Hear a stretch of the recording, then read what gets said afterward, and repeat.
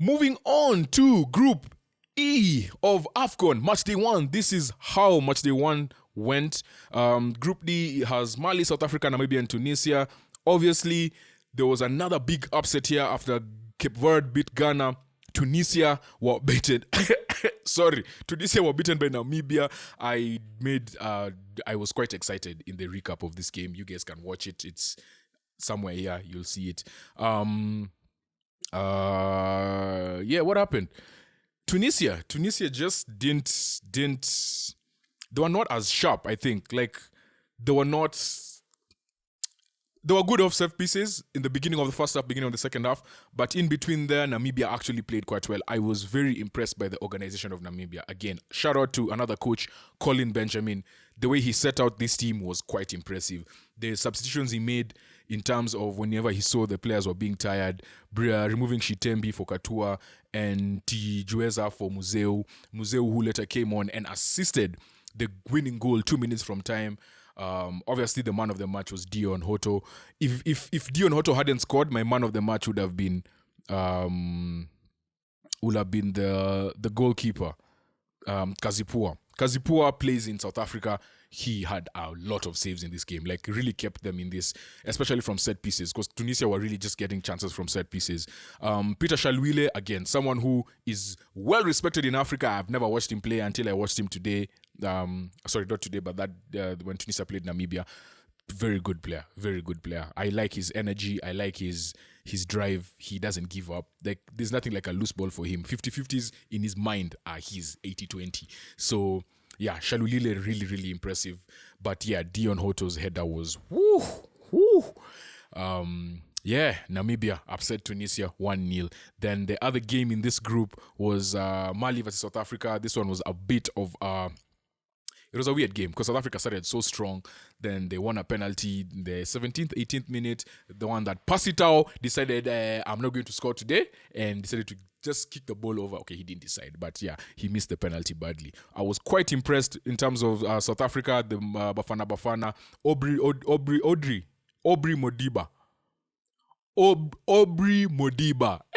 Aubrey Modiba, the fullback, the left back from South Africa. His runs were quite impressive. And that was the out ball that they were looking out for on the left side. On the right side, they were looking out for Pasitao mainly. Evidence up front was also causing havoc. He won the penalty that went to VAR, and then, Pasitao missed. Whereas for Mali's biggest problem is they lack pace up front. They really lack pace up front. But what they counter that with tactical ability. They are not scared to get on the ball. They will pass the ball around. They will pass through you. They can keep the ball well. And yeah, they were just solid. Like they just let South Africa come at them, soaked in the pressure. And then second half, they were just like, let's take this game over. And it was funny. It was when Yves Bissouma was brought out that they actually dominated even more, right? 2 minutes after Yves Bissouma was brought off, free kick by another man called Koita. This was the second Koita in this tournament that I've seen can take a free kick. The other one was Abubakar Koita from Mauritania. This was Sekou Koita, his free kick. The goalkeeper, I don't know what the goalkeeper was doing. I don't know what Ronwen Williams was doing. It wasn't his fault. Let's start there. But he saved the ball.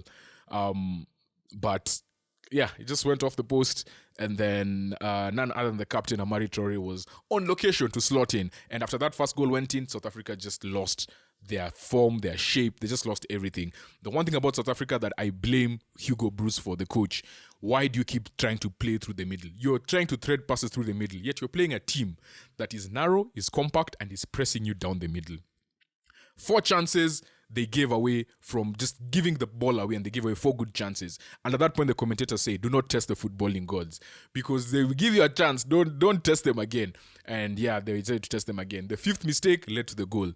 Led to the free kick that led to the goal. The other mistake, Lassine Sinayoko's goal, again, another mistake by the South Africans, sent to play through the middle. And that's how the game ended. They lost the game 2-0. I was quite disappointed actually in South Africa, but yeah, that's how that game went. And then so with that being said, Group E looks like this. Group E has Mali, on 3 points and Namibia on 3 points. Then Tunisia and South Africa both on 0 points. I think the next games are Tunisia take on Mali, which is a must win for Tunisia. Funny thing about this game, I think I mentioned it in the recap, Tunisia beat Mali to knock them out of Qatar to make the World Cup. So there's a lot of incentive in this game for Mali to win. Whereas for Tunisia, they have to win to make sure they at least have a chance to make the round of 16, yeah? So, yeah, very enticing game. The other game is South Africa versus Namibia, which is going to be a Kosafa derby, Southern Africa derby. The way Namibia played, South Africa might be in big trouble. So let's see how this one goes. But there's a lot of pride riding on this one. Namibia being on 3 points, they already know if they just get a point, they are more than likely have a good chance of making the round of 16 because number 1 and 2 go through and then the 4 best number 3s. So even if they lose their next 2 games and they finish third with 3 points, they more or less be one of the best 4 number 3s. But that's what the mentality you're going in with. You want to win all your games, right? So yeah, that is how Group E looks like, and that's how it ended in match day 1.